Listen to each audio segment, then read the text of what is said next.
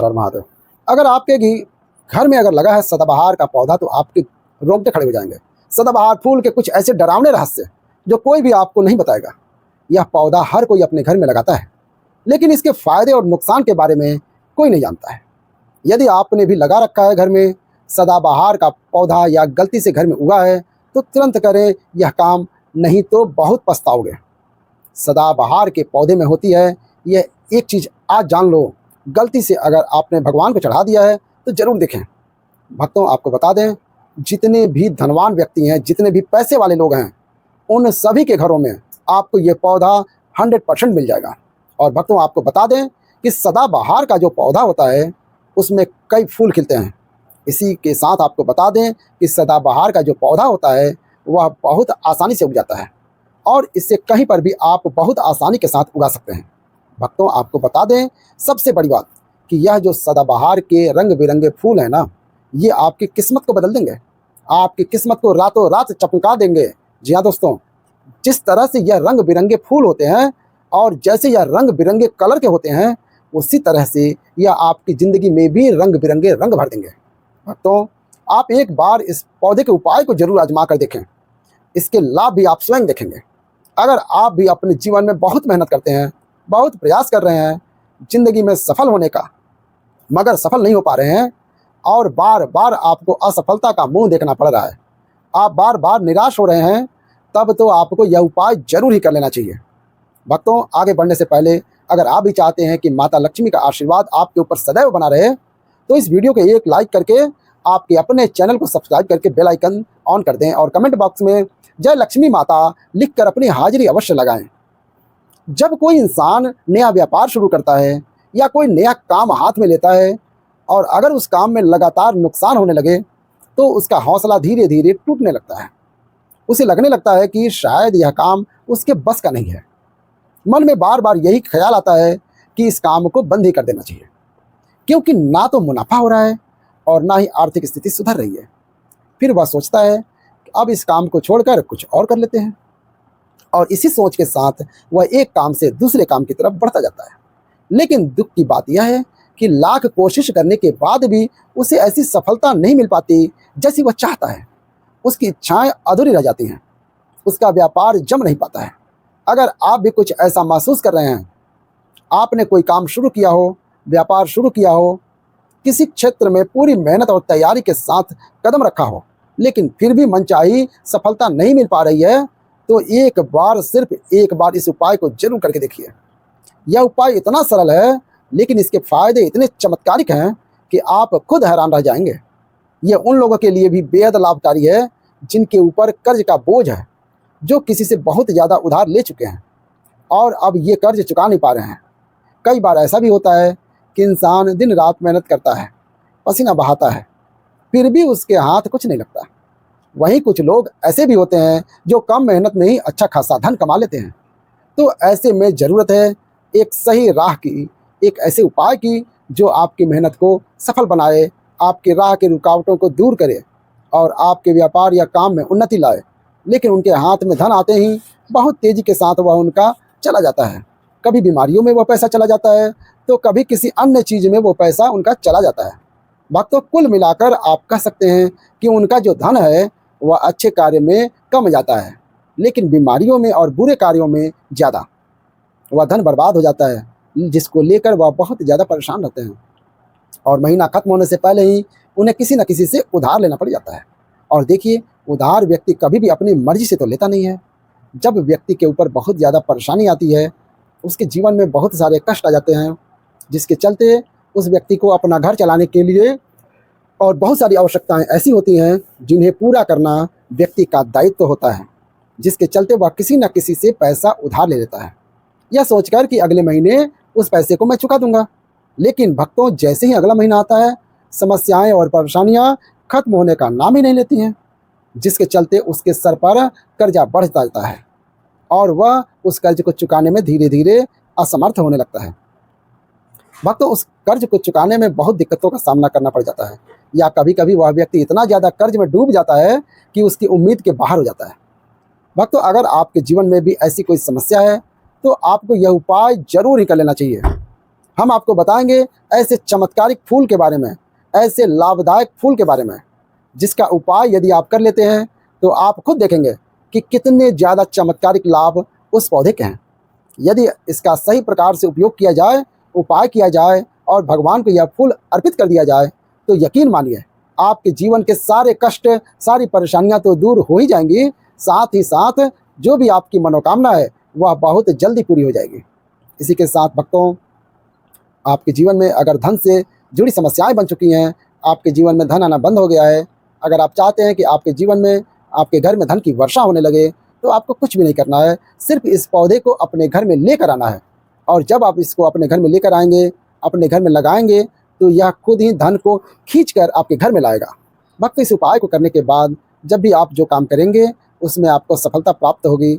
और इस उपाय को करने के बाद यदि आप मिट्टी भी बेचने जाएंगे, उससे भी आपको कई गुना लाभ प्राप्त होगा।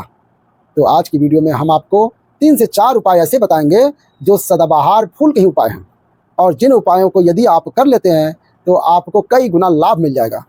तो आपको सिर्फ इतना करना है कि आपको जो भी उपाय हम आपको बताएंगे उन्हें बहुत ध्यानपूर्वक सुनना है और उपायों को अच्छे से समझ कर करना है, जिससे आपसे कोई भूल चूक ना हो। उन्हीं में से कुछ पेड़ पौधे, कुछ वृक्ष ऐसे भी होते हैं जो देवी तुल्य होते हैं। मतलब कहने का है कि जिन्हें देवी का दर्जा प्रदान किया गया है, जिन्हें देवताओं का दर्जा प्रदान किया गया है। जैसा कि आप जानते हैं, तुलसी का पौधा हो गया, पीपल का वृक्ष हो गया, वट वृक्ष हो गया, ये सभी बहुत पूजनीय पौधे माने गए हैं। तो आपको बता दें कि कुछ वृक्ष ऐसे होते हैं जिनमें दैवीय शक्तियाँ होती हैं, जिनके अंदर बहुत अलौकिक चमत्कार होते हैं। अगर बात कर लें पीपल के पेड़ की, तो उसमें साक्षात श्री हरि विष्णु का वास माना गया है, और समस्त देवी देवताओं का वास भी पीपल के पेड़ के अंदर माना जाता है। और अगर हम बात कर लें शमी के पेड़ की, तो उसे शनि देव की तरह ही देखा जाता है। कहा जाता है कि शनि देव का उसमें वास होता है। और अगर बात करें आंकड़े की, यानी कि हम जब आंकड़े का पेड़ देखते हैं, उसे निहारते हैं, तो ऐसा लगता है कि गजानन को हम निहार रहे हैं। बेल का पेड़ हो गया, जो कि बहुत ही पूजनीय है, ये आप भी जानते हैं। तो आपको बता दें कि हर पेड़ की अपनी अपनी दिव्य शक्तियाँ होती हैं, अपने अपने लाभ और अपने अपने चमत्कार होते हैं। भक्तों, अब मान लीजिए किसी भी पेड़ की जिनमें दैवीय शक्तियाँ होती हैं, उनमें से किसी भी पेड़ की यदि हम सही प्रकार से पूजा कर लेते हैं, अच्छे से उपायों को कर लेते हैं, तो यकीन मानिए आप अपने जीवन की समस्त समस्याओं से छुटकारा पा सकते हैं। और भक्तों, आप अपने जीवन में जो चाहें पा सकते हैं, बड़ी से बड़ी मनोकामनाएं भी आप पूरी कर सकते हैं। और अगर हम बात कर लें सदाबहार के फूल की, तो सदाबहार एक ऐसा फूल है जो सदा खिलता है, हमेशा यह खिला रहता है। इसी कारण इसे सदाबहार का फूल भी कहा जाता है। और इसीलिए भक्तों, ये जो सदाबहार का फूल है, ये सदा के लिए आपके भाग्य को चमका सकता है, आपके किस्मत को बदल सकता है। तो इस फूल के बहुत सारे लाभ, बहुत सारे चमत्कार हैं। हम आपको बहुत सरल शब्दों में बताने और समझाने का पूरा प्रयास करेंगे, जिससे कि आपको किसी समस्या का सामना ना हो। आप उपायों को अच्छे से समझकर अच्छे से कर सकते हैं। आप चाहें तो इनको लिख भी सकते हैं। और भक्तों, आप चाहें तो हमारी वीडियो को दोबारा भी देख सकते हैं, आपको उपाय अच्छे से समझ आ जाएंगे। तो देखिए, अगर बात करें सदाबहार के फूल की, उस पौधे की, तो सदाबहार के 2 रंग के फूल होते हैं। एक फूल होता है सफ़ेद रंग का, और वहीं दूसरा फूल जो होता है वह हम पत्ता भी होता है गुलाबी रंग का। भक्तों, आपने देखा होगा हल्का गुलाबी रंग का फूल होता है। तो आपकी जानकारी के लिए बता दें कि सफ़ेद रंग का जो सदाबहार का फूल होता है, वह माता लक्ष्मी को प्रसन्न करने के लिए बहुत ही शक्तिशाली फूल है। बहुत ही ज़्यादा माता लक्ष्मी को वो फूल पसंद है। और गुलाबी रंग का जो सदाबहार का फूल होता है, वह भी माता लक्ष्मी को अति प्रिय होता है, क्योंकि गुलाबी रंग तो माता रानी का सबसे ज़्यादा प्रिय रंग है। तो जब आप सदाबहार के इन फूलों का कोई उपाय करते हैं, तो इसका मतलब है कि धन खींचने की चाबी आपने अपने पास रख ली है। धन खींचने का पौधा अब आपने अपने घर में लगा लिया है। इसी के साथ ही भक्तों, आपको बता दें, शिव जी को सफ़ेद रंग का जो सदाबहार का पुष्प होता है, जो फूल होता है, शिव जी को सफ़ेद रंग का सदाबहार का फूल बहुत ज़्यादा प्रिय होता है। यदि आप इस सफ़ेद रंग के पुष्प को शिव जी को अर्पित करते हैं, तो आपके जीवन की बहुत सारी समस्याओं से आपको छुटकारा मिल जाएगा, और आपके जीवन में जो भी राहु केतु का दोष है वह भी पूरी तरह से समाप्त हो जाएगा। तो जब भी आप इस सफ़ेद रंग के पुष्प को शिव जी को अर्पित करें या माता लक्ष्मी को अर्पित करें, तो आप अपनी मनोकामना बोल दें, आपकी कैसी भी कामना हो वह जरूर पूरी हो जाएगी। और यदि आप इस सफ़ेद रंग के पुष्प को शिव जी को अर्पित करते हैं, तो शनि देव भी आपसे प्रसन्न होते हैं। अगर आपके पास सदाबहार के पुष्प हैं, आपके घर में कोई पौधा लगा है तो बहुत अच्छा है, लेकिन अगर आपके घर में सदाबहार का फूल नहीं है, पौधा नहीं है, तो आपको अपने आसपास ही बहुत आसानी से प्राप्त हो जाएंगे। कहीं से भी आप इन फूलों को ले सकते हैं। तो चलिए सबसे पहला उपाय हम आपको बता देते हैं कि आपको सफ़ेद रंग के सदाबहार के पुष्प लेने हैं और किस दिन इस उपाय को करना है। आपको यह उपाय करना है शुक्रवार के दिन। तो भक्तों, आपको सफ़ेद रंग के पुष्प तोड़ कर लाना है और उनसे ही आपको उपाय करना है। तो उपाय आप कैसे करेंगे, इस चीज़ को भी आप अच्छे से समझ लीजिए। तो देखिए, आपको सूर्यास्त होने से पहले पहले फूलों को तोड़ कर लाना है।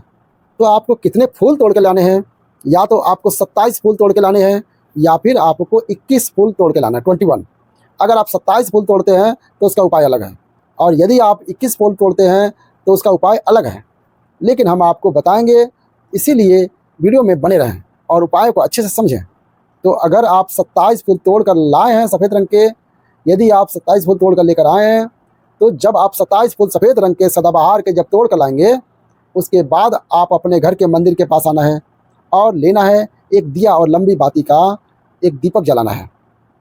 उसके बाद एक लाल रंग का छोटा सा कपड़ा लेना है और लाल कपड़ा वहाँ मंदिर में आपको बिछा देना है। अब आपको मौली के धागे से लपेट कर इन फूलों की माला बना लेनी है।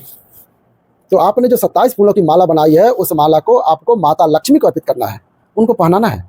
लेकिन जब आप ये माला पहनाएं, उससे पहले आपको 27 बार लक्ष्मी मैया के किसी भी मंत्र का जाप करना है।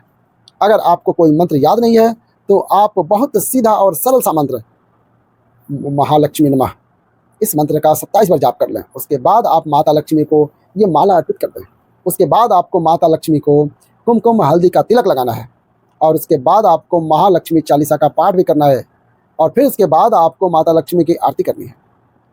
इस बात का ध्यान रहे कि जब आप चालीसा कर लेंगे, उसके बाद आपने जो लाल कपड़ा लिया है उस पर आपको हल्दी से स्वास्तिक बनाना है और उस लाल कपड़े पर आपने जो स्वास्तिक आपने बनाया है, उस स्वास्तिक के ऊपर यदि आपने 21 फूलों की माला माता लक्ष्मी को अर्पित करे हैं तो 21 चावल के दाने आपको स्वास्तिक पर रखने हैं। और अगर 27 फूलों की माला आपने माता लक्ष्मी को अर्पित किए हैं तो 27 ही चावल के दाने आपको स्वास्तिक पर रखने हैं। लेकिन ध्यान रहे कि चावल बिल्कुल भी टूटा फूटा खंडित ना होना चाहिए। और जब आप चावल स्वास्तिक पे डालेंगे तब भी आपको और महालक्ष्मी नमः का ओम महालक्ष्मी नमः का जाप करना है। इसके साथ ही साथ जो माला आपने माता लक्ष्मी को अर्पित की थी, वही माला आपको इस स्वास्तिक के ऊपर रख देनी है। अब इसके बाद आपको माता लक्ष्मी के मंदिर से सिंदूर लेकर आना है और आप चाहें तो घर का सिंदूर भी रख सकते हैं। अब आपने जो माला रखी है उस लाल कपड़े पर, उस माला पर आपको वह सिंदूर छिड़क देना है। अब इसके बाद आपको उस लाल कपड़े की पोटली बना देनी है और इसके बाद भक्तों, आपको उस पोटली को उसी दिन यानी शुक्रवार के दिन रात्रि के समय उस पोटली को रख देना है अपने धन रखने वाले स्थान पर, अपनी तिजोरी में। भक्तों, आपको बता दें, यह उपाय आपको रात्रि के समय करीब 8 बजे के आसपास आपको करना है।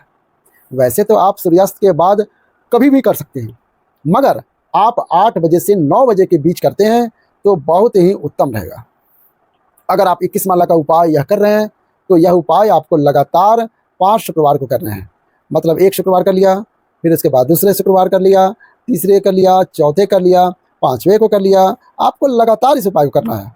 और यदि आप 27 फूलों की माला वाला उपाय कर रहे हैं तो आपको लगातार 4 शुक्रवार करना है। तो देखिए, उपाय चाहे आप 4 शुक्रवार कर रहे हैं या 5 शुक्रवार कर रहे हैं, आप इस बात का ध्यान रखें कि आपको अलग अलग पोटली नहीं बनानी है। आपने जो सबसे पहली पोटली बनाई है उसी पोटली को आपको लेना है। माला तो आपको हर बार नहीं लेनी है, चावल भी आपको हर बार नहीं लेने हैं, लेकिन उसी पोटली के अंदर आपको उन सारी चीज़ों को रखते चले जाना है। अब देखिए, 5वां जो शुक्रवार होगा, चाहे वो 5 शुक्रवार आप उपाय कर ले रहे हैं या 4 शुक्रवार कर रहे हैं, तो जो 5 शुक्रवार होगा उस 5वें शुक्रवार को आपको इस पोटली को लेना है और आपके घर में जहाँ पर भी मिट्टी हो, मान लीजिए आपके घर में कहीं पर भी मिट्टी हो, तो वहाँ पर आपको उस मिट्टी में दबा देना है। और अगर मान लो आपके घर में कहीं पर भी नहीं है, पूरी जगह पर भी आपका फर्श बना हुआ है, तो आपके घर में गमला तो जरूर होगा, तो आप इसे गमले में दबा दीजिए। और आप इस चीज़ को पूरा ध्यान रखें कि आपको पोटली को पूरी तरह से दबाना है। आपने पोटली के अंदर जो माला रखी थी, जो चावल रखे थे, उन चीज़ों को मिट्टी के अंदर डालना है। कपड़े को आपको मिट्टी के अंदर नहीं डालना है, जो लाल कपड़ा लिया है उसको आपको नहीं डालना है। तो भक्तों, ये उपाय बहुत आसान है, बहुत ज़्यादा कठिन उपाय नहीं है। और यदि आप इस उपाय को कर लेते हैं, फिर आपके जीवन में धन से जुड़ी जो भी समस्याएं हैं समाप्त तो हो ही जाएगी। आपके जीवन में धन आने के बहुत सारे मार्ग भी खुल जाएंगे, बहुत सारे रास्ते आपके जीवन में खुल जाएंगे। वहाँ से आपको धन प्राप्त होता रहेगा और जो धन आपको प्राप्त होगा उसमें निरंतर आपको वृद्धि देखने को मिलेगी। और आपको बता दें, इस उपाय को करने से आपके घर में स्थिर लक्ष्मी का वास होगा। तो देखिए, यदि आप 5 शुक्रवार वाला उपाय कर रहे हैं, 5 शुक्रवार, तो आपको छठे दिन ये प्रक्रिया करनी है, छठे शुक्रवार को। यदि आप 4 शुक्रवार वाला उपाय कर रहे हैं तो आपको शुक्रवार वाले दिन इस प्रक्रिया को करना है। ठीक है, इस बात को पूरी तरह से समझ लीजिएगा। तो भक्तों, यदि आप इस उपाय को कर लेते हैं तो आप अपनी कैसी भी मनोकामना पूरी कर सकते हैं। इन छोटे सरल उपायों को करके आपको अपने मन में पूरी सच्ची श्रद्धा और पूरा विश्वास होना चाहिए, तब यह उपाय करते हैं भक्तों। तुलसी की मंजरी बना सकते हैं, आपको करोड़पति और धनवान। तुलसी के पौधे पर जब मंजरी आने लगती है तो बस भक्तों, बहुत लंबी कथा होती जा रही है, इसलिए हम यही रोकते हैं। ये उपाय आप करिए और माता लक्ष्मी की कृपा पाइए। इसी के साथ वीडियो का अंत करते हैं। वीडियो कैसी लगी, अच्छी लगी तो ऐसी वीडियो देखने के लिए चैनल को सब्सक्राइब करें और हमारे चैनल को बेल आइकन भी दबा दीजिएगा और कमेंट में जय माता लक्ष्मी, हर हर महादेव जरूर लिखिएगा।